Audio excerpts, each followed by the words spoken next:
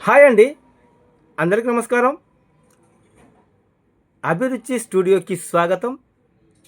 ఈ పక్కన కనబడుతున్న అమ్మాయి మీకు గుర్తున్నదా? ఒకసారి బాగా చూడండి. చూడండి ఒకసారి. గుర్తొస్తే పర్లేదు, గుర్తు రాకుంటే నేనే చెప్తాను. మీరేమీ టెన్షన్ పడకండి. ఆమె ఎవరో కాదు, ఉత్తరాఖండ్‌లో కుంభమేళా జరిగింది గుర్తున్నదా? అక్కడ అక్కడనే ఆడ మెరుపు తీగలాగా మెరిసిన ఈ పూసలమ్మాయే ఆ అమ్మాయి.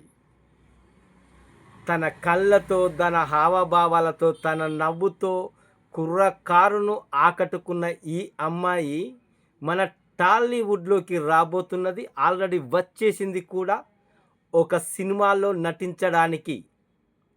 తెలుగులో తీస్తున్న ఈ సినిమా పేరొచ్చేసి 'లైఫ్' అనే సినిమా పేరును నామకరణం చేశారు.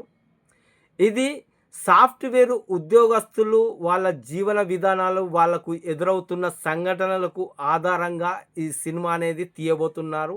ఇందులో కథానాయికగా ఈ పూసలమ్మి మోనాలిసా నటించబోతుంది.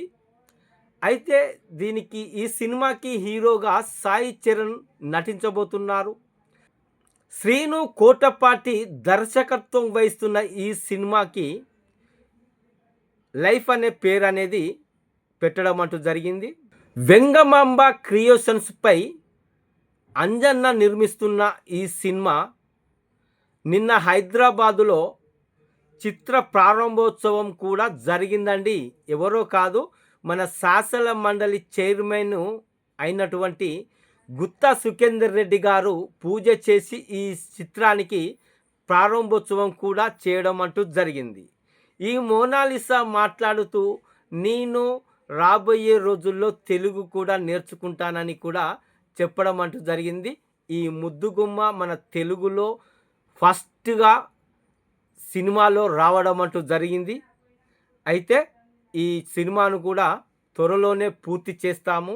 మంచిగా కుర్రకారును ఆకట్టుకునే విధంగా ఈ సినిమా ఉండబోతుంది అని కూడా తెలియజేయడం అంటూ జరిగింది. ఓకే అండి.